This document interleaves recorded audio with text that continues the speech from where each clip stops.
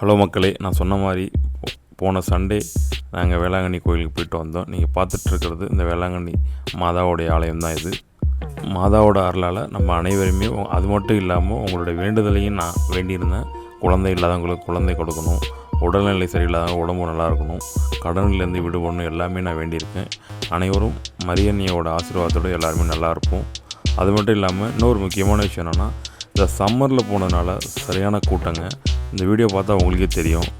So அதனால் நீங்கள் ஃப்ரீயாக பார்க்கணும் அப்படின்னு ஆசைப்பட்டீங்கன்னா இந்த வீக்கெண்டில் பிளான் பண்ணாதீங்க. குறிப்பாக மே மாதத்தில் பிளான் பண்ணாதீங்க. ஏன்னா ரூம் வாடகையும் அதிகம், சாப்பாடு எல்லாமே நல்ல ரேட்டு அதிகமாக விற்றுட்டு இருந்தாங்க.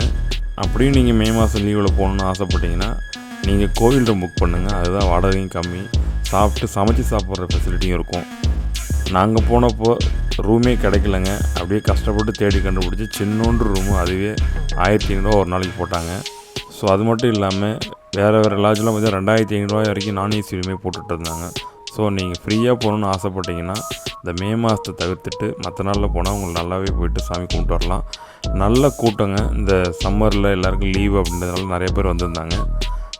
ஸோ இந்த எல்லா தடையும் மீறி நாங்கள் சூப்பராக வேளாங்கண்ணி அன்னையை தரிசிச்சுட்டு வந்தோங்க.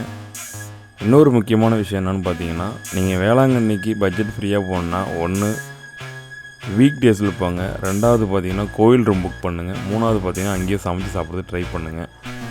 அது மட்டும் இல்லாமல் டெய்லி 12 மணிக்கு மேலே நம்ம அன்னை வேளாங்கண்ணி திருத்தலத்தில் அன்னதானமும் போட்டுட்ருக்காங்க. இன்னொரு முக்கியமான விஷயம், ஜீசஸோட நம்ம எல்லாருமே செல்ஃபி எடுக்கிற மாதிரி இயேசுவும் நானும் அப்படின்னு சொல்லிட்டு ஒரு செல்ஃபி பாயிண்ட்டும் வச்சுருக்காங்க. ரொம்பவே சூப்பராக இருந்துச்சுங்க. நம்மளோட கஷ்டம் தீரணும்னு ஆசைப்பட்டால் கண்டிப்பாக வருஷத்துக்கு வர முடியாது அந்த கோவிலுக்கு போனாவே ஒரு மனசு நிம்மதியாக இருக்கும். நம்மளுடைய பிரச்சனை எல்லாருமே தீர்ந்துடும். நீங்கள் வேளாங்கண்ணி போகணுன்னு ஆசைப்பட்டீங்கன்னா கண்டிப்பாக இந்த மே மாதத்தில் பிளான் பண்ணாதீங்க. அதுவும் வீக்கெண்டில் பிளான் பண்ணாதீங்க. வாடகையும் அதிகம், சாப்பாடு ஃபுட்டு எல்லாமே உங்களுக்கு விலை அதிகமாக தான் விற்றுட்ருக்காங்க. நீங்கள் பீஸ்ஃபுல்லாக பட்ஜெட்டாக போகணுன்னு நினச்சிங்கன்னா வீக் டேஸில் போங்க, உங்களுக்கு நல்லாவே இருக்கும். நீங்கள் அது மட்டும் இல்லாமல் கோயிலில் நல்லா ஃப்ரீயாகவே சூப்பராக தரிசனம் பார்த்துட்டு வந்தோம். இந்த வீடியோ பார்த்துட்டு எல்லாருடைய கஷ்டமும் தீர்ந்துடணும்னு சொல்லிட்டு நானும் மரியன்னையிட்ட வேண்டியிருக்கேன். அனைவரும் நல்லா இருப்போம். வாழ்க வளமுடன், மரியே வாழ்க. இன்னொரு முக்கியமான விஷயம், நம்ம எல்லாருமே பஸ்ஸை விட்டு இறங்கணுன்னே லாட்ஜ் பக்கத்துலேயே பார்க்குறோம்.